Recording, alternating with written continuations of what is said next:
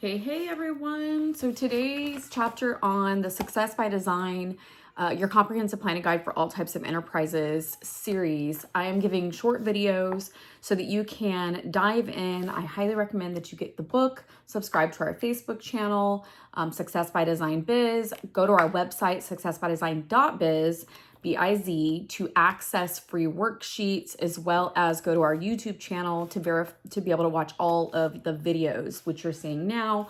If you go back there, and all these links can be found and all these downloads can be found on our website, successbydesign.biz.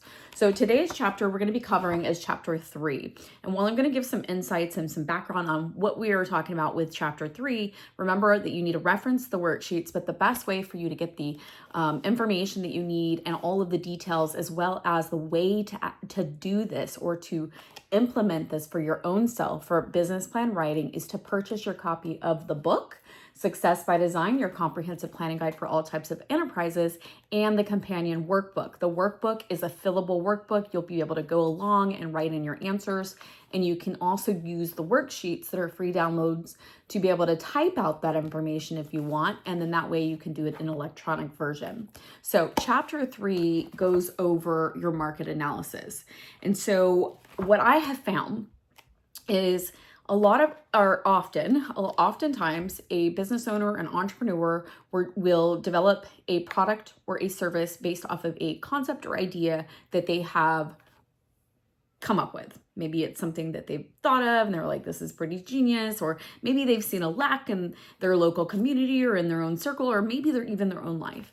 And they develop it and they spend tons and tons of money and dollars developing out a concept long before they ever do a market analysis to determine if this is even a viable or sustainable product or service that would be successful on the market. So I highly recommend that you do a market analysis from a large perspective. We've talked about this in all of the product and service side of it too. You're going to do one for each individual product or service you're developing and planning to go to market. But you also want to do a big picture one, and you want to conduct this market analysis on a regular basis. So annually, I would say, if not whenever you have a new product or service launch, or maybe you're trying to figure out what's working, what's not working on your current product and services that you have that are out currently in the market. Maybe they're not performing as well. You need to go back to the drawing board and find out what's working, what's not working, and what does the market and your target market specifically need that you have to offer. So the market analysis is going to help you assess your company's unique selling propositions. You'll be able to establish clear messaging, so your brand identity, tone, voice, messaging. You're going to be able to really identify the opportunities for market entry. You'll be able to identify barriers to market entry, and you're going to learn a lot more about how to package your brand as well as your product and services so that people that are meant to receive those or that are going to become your consumers, that they understand what you do, how you do it, and how your product and services is accessible to them. So when you're looking at a market analysis, we're going to be looking at 9 different areas for you when you're writing your business plan. So the first area is your market snapshot. So this is kind of like that overview from a high level. You're really just looking at your location. So this could be local, it could be a community, it could be specific to where you are, maybe an organization you're involved in, maybe you're solving for something internally, maybe you're solving for something all the way on a national or global level. And so the question that you're going to be asking is, what problem am I solving? That's the number one thing. So even if you're assessing what you currently have, ask yourself that. What problems are we solving in our communities, whether it's our community, our country, our state, local areas? What are we solving for our clients and our customers? What's the problem that they're having? Don't include the status of your product or service in that as in solution. That we're going to talk about later. So we don't need your solution yet. We need to know what the problem is and stay very focused. And if you don't have a very high level problem that you're solving, like world hunger, that's not as dialed in as you need it to be. You need to get real specific on the problem, the people, who it is. Okay, then you're going to ask yourself, where's the location of this problem? So let's start on that small scale, especially if you're brand new and you're starting out. You need to really identify where you're going to grow, what's your pinpointed area that you're going to start in and you're going to expand out from. So, and then ask yourself, why is this a problem? Okay. So you might have a problem, but now you need to identify why it's a problem. Why is this happening? Because you may need to be able to figure out if there's other areas for you to bring something else unique to the market, or maybe there's some things that are out of your control and you're not able to help, but yet you still provide a solution for things that are out of your control or your consumers' control as well. The question number 4 on this one is, who does this problem affect? So ask yourself who and get specific on the individual. This is going to help with that avatar building. And then the number 5 question I always ask is this something that you think is a problem, or statistically there's some data out there that can substantiate what you're saying? So who else agrees with your observations of this problem, and what are they saying? So you're going to be looking for peer reviews and opinions. You're going to look at surveys, any data that's out there already that's been done, any statistical data, and anything else that you can find that can substantiate what you're saying. It's kind of much like a research paper at this point. What's the problem? Who is it affecting? Why is this a problem? And who supports that information? Okay. So I've had companies I've worked with before who've done their market analysis in just this format and said, I'm in a local area. I want to start a business, but I don't want to just start something that people don't need and that I'm unsuccessful at. So he did a market analysis to identify what was needed in their local area. And what they found, this was a trash removal company that was started, is that they had a need for trash removal. And so he started a company based on this data that was presented to him and a problem he was trying to solve. And he built an entire company around that and is very, very successful today. And you can find information about the different companies that I've worked with, different industries as well, and helping them write business plans and their success stories on successbydesign.biz. So going on to the next question is, what product or service do you believe will solve this problem? So now we're really thinking solution. So what's the product? What's the service? What does it do? How does it function? How does it solve the problem? Okay. And why? Why will it solve the problem? So those are some things that you're going to want to bring to this, and just writing this in question format and question and answer format. And the next question you're going to be asking is, what supporting evidence do you have to show that this product or service will solve the problem? So maybe if you don't have any evidence to support that this product or service will solve the problem, this might be an opportunity for beta testing. So you might need to get a small populace of individuals or groups, or whoever your business to business, business to consumer, or direct sales, whatever it looks like for you, who's the one that's going to experience this product and service. Maybe you need to get a handful so that you can beta test it and find out what they're going to say. What are their testimonials? What are their reviews? Okay. So how do you know it will solve that problem, and what supporting evidence have you collected? The next question is, are there similar products or services currently in the market that solve this problem? And if so, what do these products and services lack? So now we're going to look for some differentiators or your unique selling proposition that keeps you competitive against those that are already offering these products and services to the market. And then also ask, what are consumers already paying for that product or service? And so this is going to help you with maybe that suggested retail price, what's out there on the market, what they're the willingness for a consumer to pay. That's all going to help you with your own pricing strategies as well. So if you do not have supporting evidence to prove the product or service will solve the problem, what steps do you need to take to beta test? Okay, so consider that as well. Do you need a prototype created?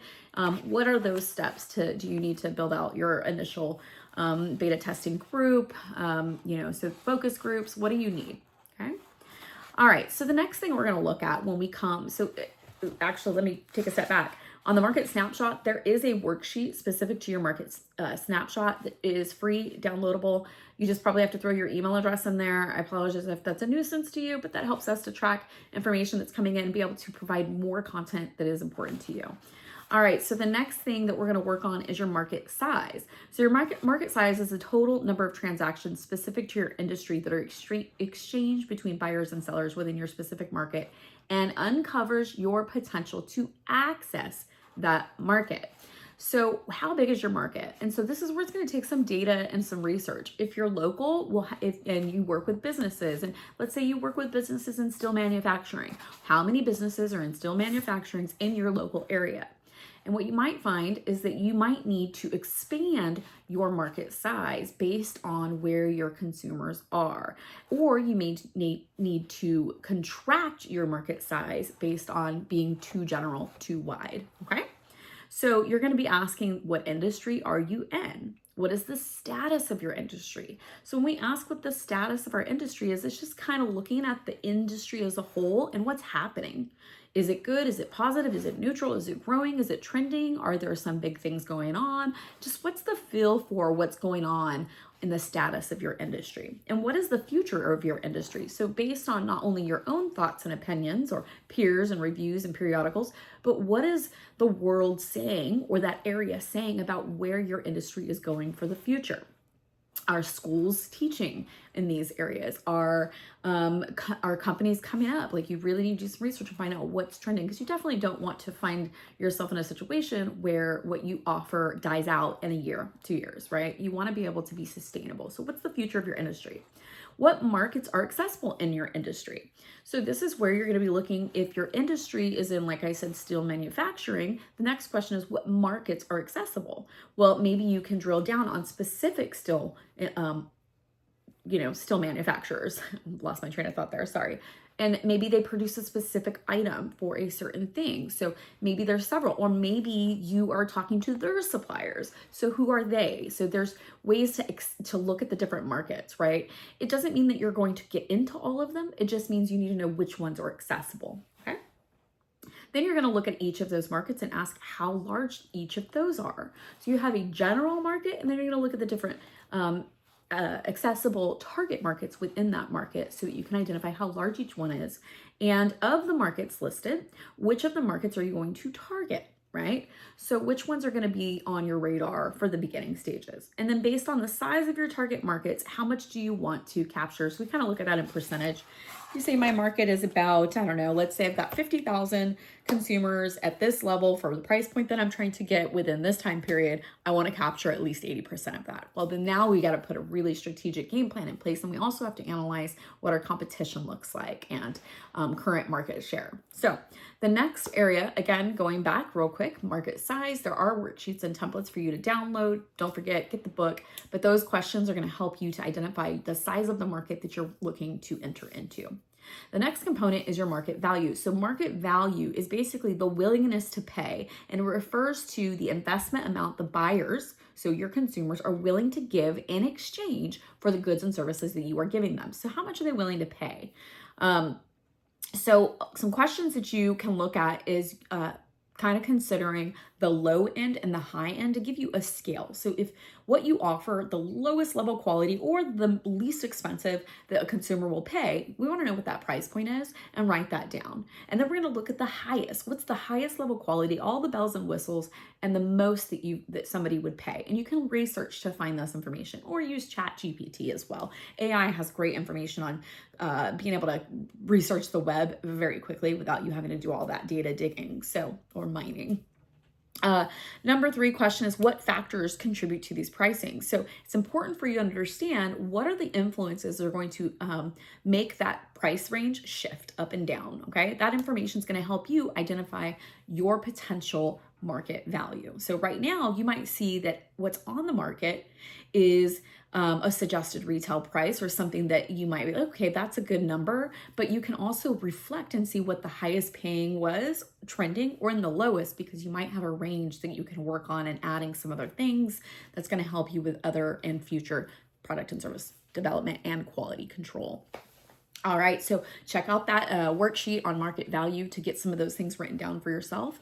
The next area we're going to be looking at is customer segmentation. We did this as well when we were looking at products and services. This is really just taking your customer and breaking them down so that if you were in a room, you literally could single them out. Now, this is the only time when you're going to pretty much fine tune these different areas for an individual or a consumer that you need to target, okay? So you're looking at demographic, which will be their age, gender, education, income level, ethnicity, whatever it might be. Now, when we're building this out, it doesn't mean that you won't work with or sell to other people, but maybe you offer a product or service or a brand that it has a unique avatar attached to it. And that's where you're going to go and find them and spend time nurturing those leads and transitioning them from not knowing who you are to becoming loyal consumers of your product and services. Okay, so you also want to know their psychographics. So this is their beliefs. What do they believe in? What are their values? What's their lifestyle? What kind of lifestyle do they lead? And what is their social status? What's going on in their social circles and social influences? What kind of opinions do they carry? What are their political interests? What are their community interests? So ask yourself those questions about those psychographics. Those are things that are that make them who they are, or make them up based on their core value system. Okay. The third area is geographic. So we did discuss that when we're looking at market size, but now you can get really specific on what some of the locations and where they are hanging out. Where are these individuals? Are they in schools? Are they in business places? Are they at parks? Are they at the gym? Where are they? Are they, online? So you're going to be looking at those types of things as well as geographic location. So physical location, where is this at? This is going to help you build out those marketing game plans and marketing campaigns on where you're going to go find them and you're going to talk to them, or whether it's you talking or using social media or any type of other platform to get your message out to them so that they can be attracted and come to you. The fourth area that we're going to look at is behavioral. This refers to the life cycle of their buying patterns. So this could be connected to life situations, special occasions, events, life changes, holidays, vacations, all of those things. But what you're looking at is what are those influential buying patterns that say they want to get your product and service that you offer. So remember, this area of the business plan writing is just collecting information. What we do with that information is going to be discussed in future videos. Okay. All right, so download that worksheet. There's a customer segmentation diagram. You can download that. That's available to you. You should definitely use that on the website, successbydesign.biz. Okay, we're going to be looking at competitor analysis. So when it comes to your competitors, these are individuals or companies who are after the same market share as you. Competition is healthy, so don't be afraid, but know who they are, know what they do, know when they started, how long they've been in play, who are their key team members, what are their current numbers, what market share do they have.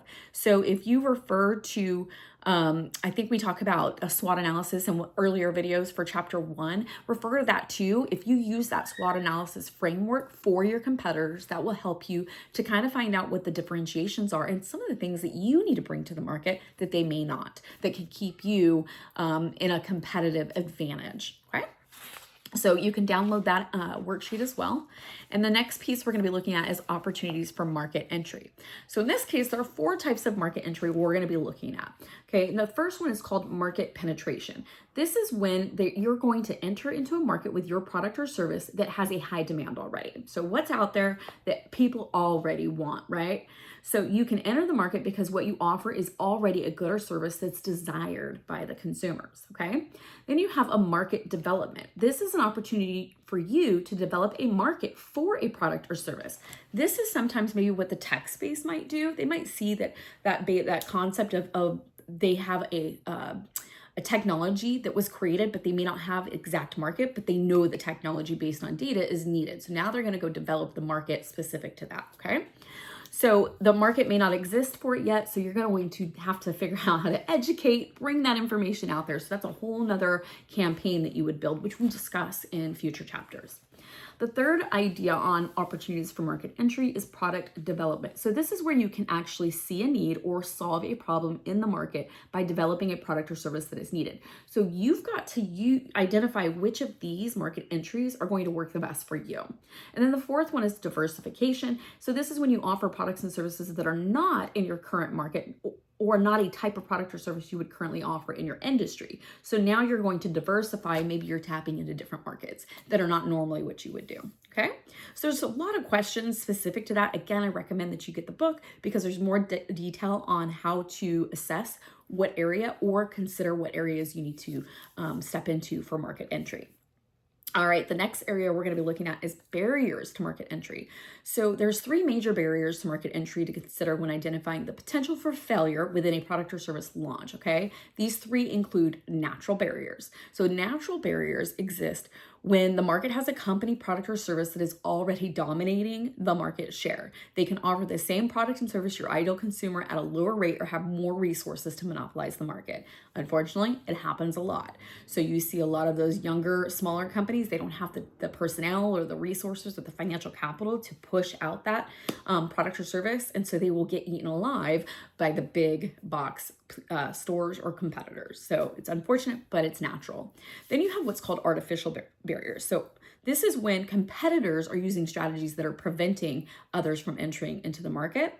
And then lastly, you have regulatory barriers. So we'll cover this more in detail here in a second, but that's basically things that can keep you from growing or being able to get into the market because it's just, maybe it's costly or there's a lot of compliance issues that you need to be considering, okay? So when it comes to industry regulations, you've got to really look at your industry and identify what is required by state and local and federal government in order for you to remain compliant and safe, and make sure that you're taking care of all of the things that you need to do in order to be in a good position that you don't get shut down because of the legal matters. Okay. So again, that information is in the book, but also I'm just going to say some things that you should consider are federal, state, local tax laws, licenses, consumer laws, zoning laws. What are the costs for you to remain compliant year over year, month over month? Okay, that's something you need to know. And what steps are you going to have to take to remain compliant? So it's super, super important that you get that information before launching it to the market so you don't run into these things and then all of a sudden you're shut down. And that is going to potentially devastate new businesses, okay? And then the next thing we're going to be looking at are your go-to-market plans. So now that you've uncovered opportunities for market entry, you'll need to think through your go-to-market plans. You're going to consider launching your product or service with the least bells and whistles, okay? This can be very difficult if you are a perfectionist. So if you've spent a lot of time mulling over your work or your product and service or your concepts and you want it to be absolutely 100% perfect for launch, you need to kind of get rid of that attitude because it's not ever going to be that way. Think about how many times we get updates on like the new iPhones all the time, right? I can't even tell you. I'm always getting something. So you need to consider launching your product or service with the least bells and whistles to ensure your target market can use the product or service immediately, okay? You can use the time to beta test your product or service before adding additional features. So ask yourself these questions when it comes to go-to-market plans. What is the best way to announce my product or service? Okay, think about that. What is the best way to announce your product or service? What platforms will be used to launch this product or service? Okay, you can look at traditional types of platforms.